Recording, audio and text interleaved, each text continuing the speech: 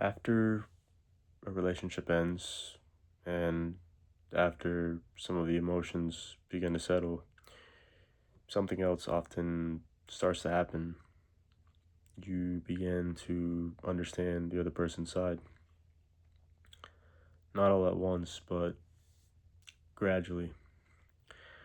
You start remembering certain moments differently. Things they said at the time that didn't really land suddenly start making more sense now. You begin to see how some of your reactions might have felt on the other side, how certain moments that felt normal to you might have felt heavy to them. And that can be a very humbling experience because a lot of the time that understanding comes with a painful thought. I couldn't see it then, or I understand it now, but I didn't understand it when it mattered. And if that's happened to you, it can bring up a lot of regret, sadness, sometimes even guilt, because now you can feel something that you couldn't fully feel at the time. And what's different now isn't just what you're thinking, it's what you're able to feel. And this is where something important needs to be understood. A lot of people think this happens because they were selfish or careless or just not trying hard enough. But most of the time, that's not actually the deepest reason. The deeper reason is that empathy requires capacity. And when I say capacity, I don't mean effort, I mean how much your system can hold, how much emotion your system can hold without needing to protect itself from it. Because capacity changes what you're able to feel while something is happening. When you're inside a difficult moment, your nervous system isn't neutral, it's involved. There's attachment, there's fear, there's defensiveness, there's the pressure of trying to protect yourself while also trying to stay connected with the other person. And in that state, your body gets tighter, your chest might start to feel a little restricted, your breathing becomes shorter, your thoughts start to move faster, your attention might narrow. You're no longer taking in the full moment. You're taking in the moment through whatever your system is trying to defend against. So if a conversation makes you feel criticized or rejected or misunderstood, even if the other person is just trying to express their pain, your system might not hear it that way. It might hear it as a threat. And when I say threat, I don't mean danger. I mean anything that feels like I'm not okay here, or I'm being judged, or I'm about to lose something. And once your system hears that, something closes. Not completely, but just enough that you can't fully stay open to what they're feeling. Not because you don't care, but because your body is trying to protect you. And when protection takes over, it becomes very hard to hold both perspectives at once. You're too busy managing what's happening inside of you to have the capacity to fully understand what they might be going through. You're trying not to shut down, trying not to overreact, trying not to feel blamed or feel like you're failing.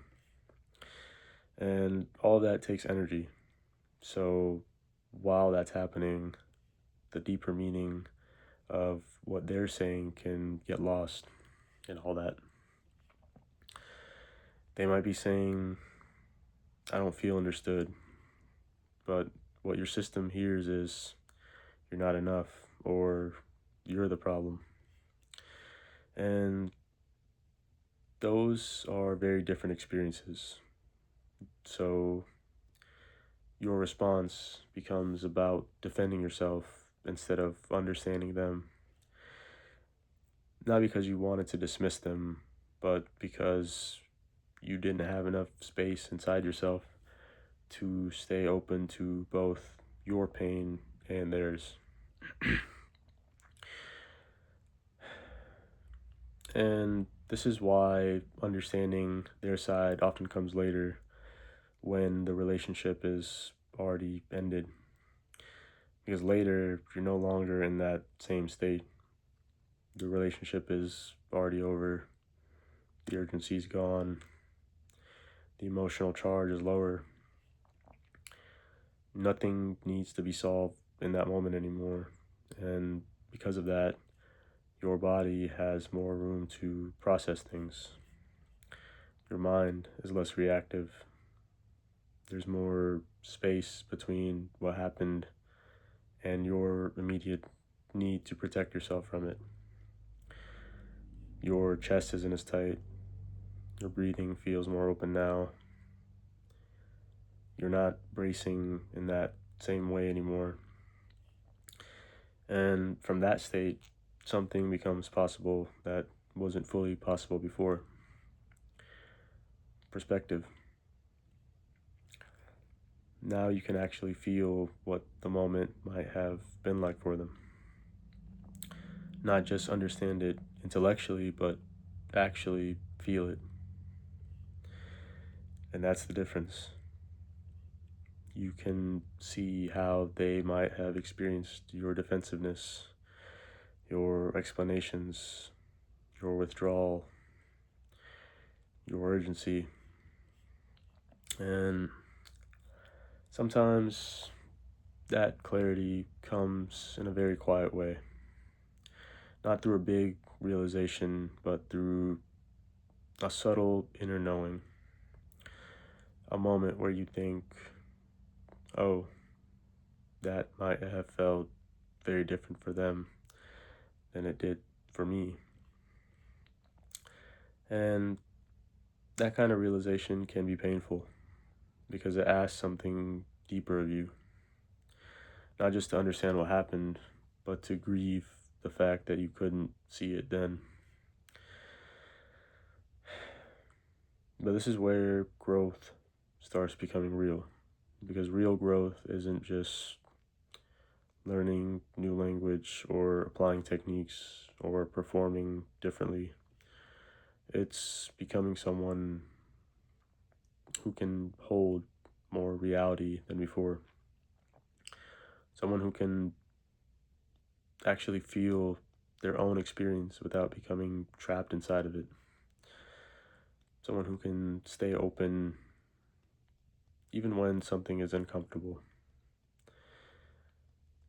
It's someone who doesn't need to immediately defend in order to stay intact. And that takes time. It takes nervous system work. It takes reflection. It takes humility to be honest with yourself. And sometimes it only becomes possible after you've lived through enough pain to finally understand what you couldn't access before.